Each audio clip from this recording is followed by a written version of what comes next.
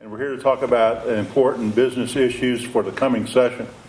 Number one for us is that of road funding.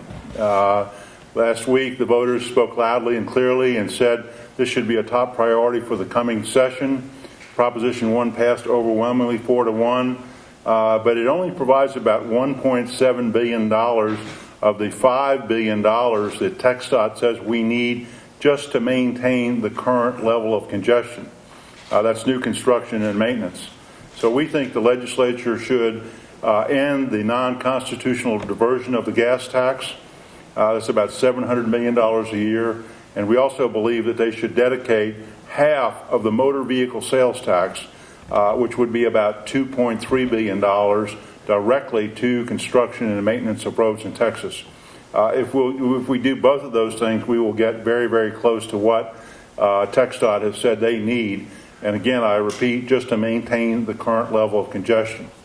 We also believe that the legislature should finally cut the cord between itself, the state that is, and Texas Mutual Insurance. Texas Mutual Insurance was created in the early 90s to be the insurer of last resort for workers' compensation. They have grown. Now they insure some 62,000 businesses in Texas, roughly 40% of the market. And we think it's important that they be totally in control by their policyholders. They are a mutual company, and we want to make certain that the policyholders are making the decisions about the future of Texas Mutual Insurance. We also like to see them be able to sell workers' compensation to their Texas customers who are operating in other states. Currently, they are prohibited from doing that in many cases, and we think that's a detriment. Texas Mutual is one of the finest corporate citizens in Texas.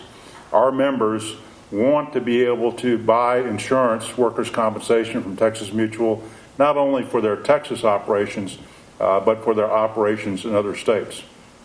One of the other things that we've always focused on at TAB is to increase the productivity of the higher education system.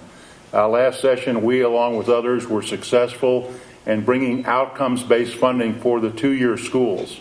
Under current law, about 10% of their funds from the state are based on their productivity, essentially. In other words, the increase in the rate of their completions. And we'd like to see the same done for the four-year schools.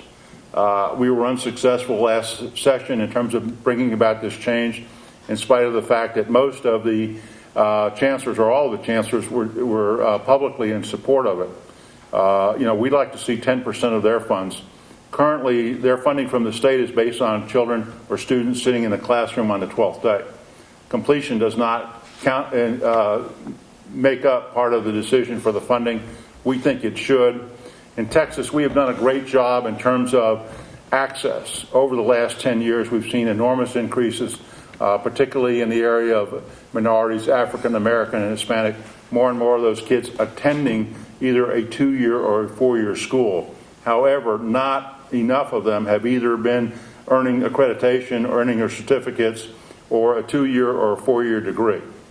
If we're going to meet the needs of the workforce in the future, we would like to see the schools focus on completion.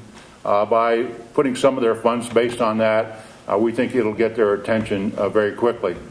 We'd also like to see $40 million additional dollars for residencies in Texas. Currently, we do not have enough residency slots for those graduates of Texas medical schools, which means they go out of state, and in most cases, they stay out of state for their residency. So what we'd like to see happen is not only ensure that there are enough residencies in Texas for our students, but also attract students from other states who will help meet the needs of medical needs of Texans. In addition, another area that's important to us is increasing funding for advanced practice registered nurses. We'd like to see $20 million in additional funding for them, again, to meet the needs of Texans. And finally, I know that UT Austin is going to be seeking an additional $20 million to beef up their engineering. We have a shortage of engineers, and we have a lot of engineers who are fixing to retire here fairly quickly. A lot of boomers, people like myself, not like Bennett, who is much younger than I am, but more like myself, older, fixing to retire. So we want to work with the university and get more funding to produce more engineering students. I know A&M has a similar proposal. We will be in support of those.